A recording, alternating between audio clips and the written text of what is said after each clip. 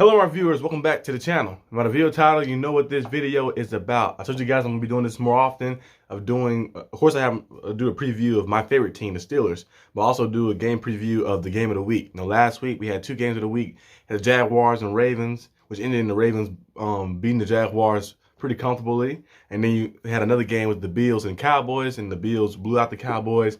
And before that, I think it was Eagles, Cowboys, and now this week, the game of the week, you guys know it. 49ers versus Ravens. That might be the Super Bowl preview, actually. These two teams are the best in their conference.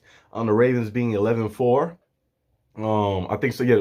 The Ravens 11-4. And then you have the 49ers who are... 49ers are... They're 12 and... Are they 12-3? I believe so. I think they're 12-3. They're 12-3. They only lost 3 games, yeah. They're 12-3. And the Ravens 11-4. Both of these teams are going at it.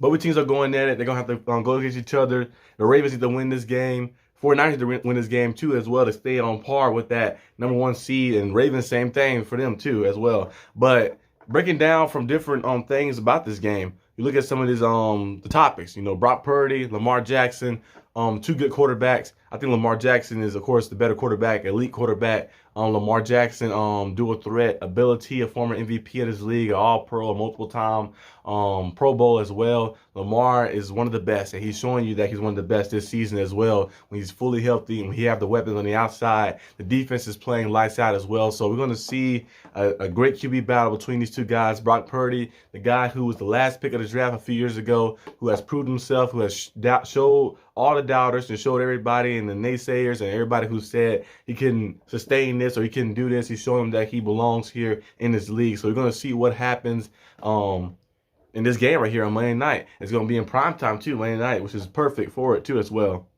The playmakers in this game, you look at Chris McCaffrey, who's an MVP favorite. You look at Deebo Samuel, who's amazing, who's been playing lights out the past 3 weeks especially. You look at George Kittle, who's playing good football too. Those playmakers right there can make it very difficult for any team, for anybody. Brandon Ayuk as well. I almost forgot about him. Brandon Ayuk, they have so many weapons. You forget some of the other weapons. They have all these guys, and they fit the scheme perfectly. And some of these guys, you take them individually, like Brandon Ayuk. Deebo Samuel, of course, Deebo Samuel is a good player. He's a former All-Pro. Brandon Ayuk is good too as well. But if you take them like individually, I only think that I don't know if Deebo Samuel will be maybe top 10. I think he's probably top 10 receiver maybe, or maybe 12-ish, and Brandon Ayuk probably maybe top 20, 25-ish, maybe like around that range. But in the 49ers scheme, they fit so well and they fit so perfectly. It makes them bolster their stats up and boost them up a lot. And it just works well and flows well with them. You look at the Ravens playmakers, of course, Lamar Jackson is on that list. He make plays for them. He changed the game for them like that. He go out there and do dynamic things for them. And then you look at Isaiah Likely, who's been stepping up the past few weeks. I know Mark Andrews is banged up and stuff. Isaiah Likely, I believe this is his second year, right?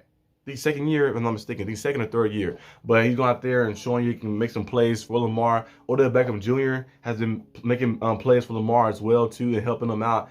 And they can pay any running back there. Any back there, they go out there and make plays. I feel like the 49ers had the better playmakers overall, but I think the Ravens have the best playmaker on the field in Lamar Jackson. You know, the dual threat ability. When he get out the pocket, when he make things happen with his legs, looking down the field, you see the throw, the big time throw he makes the Jaguars, breaking the sack and keeping his eyes downfield and finding the guy on the side, which is Isaiah Likely on that big play. Lamar Jackson is very dynamic. It's going to be interesting to see what these defenses do versus each other, because both these teams play a similar style. They look to stop the run first. They can stop the pass too, but they look to stop the run first and force you to pass the ball. They look to stop the run, and they both want to run the ball first. So this is going to be like a immovable object, a resistible force. It's going to see who moves first and who opposes more will than the other, because it's going to come down to that. Both of these teams play a similar style. They use that run to set up a lot of things. Lamar Jackson is implemented in that run style too, but now he don't have to run because he has to, because, you know, there's no other playmakers around. Now he run because he wants to. It's more like a necessity. It's not like something that he has to do. It's not a liability. But okay, I have to run, I have to do this like that, and play a lot of hero ball. But of course, there's still a lot of pressure on Lamar Jackson's shoulders. I always say, like the Nerf or nothing, you know, a little commercial. It's Lamar or nothing. Lamar or nothing. Because if Lamar don't show up and play amazing or have a great game, then the Ravens not going to win. So Lamar got to have a great game in this game right here for the Ravens to win. Brock Purdy can play an average game, a mediocre game, but with all the playmakers they have around them, they can still find a way to win the game. So we're going to see what happens. Both of these teams are very similar in style. They got good quarterbacks, you know, elite quarterback in Lamar, good quarterback in Brock Purdy. Great coaches too as well. Kyle Shanahan, the man, offensive mastermind like that. He's like freaking brainiac. You know, the way he just go out there and scheme up things and stuff. And he got that fire and that hunger to still win that championship. Remember the Falcons? He was the offensive coordinator.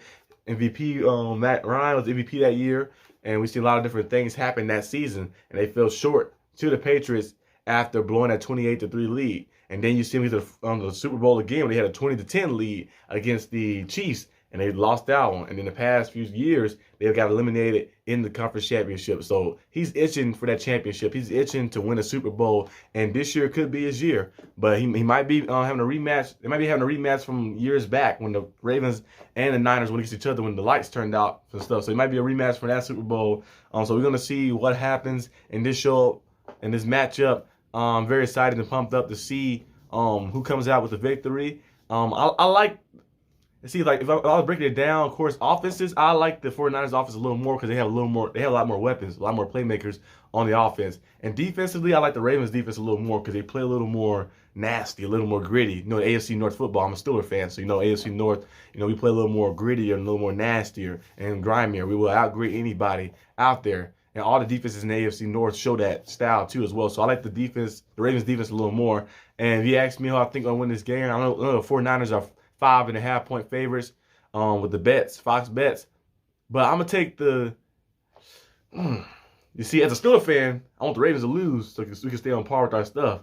Oh, actually, I think I messed up. The Ravens are 11-3, not 11-4. 11-3 because they haven't played the other game yet. Yeah, 11-3. They lost to the Steelers. They lost to...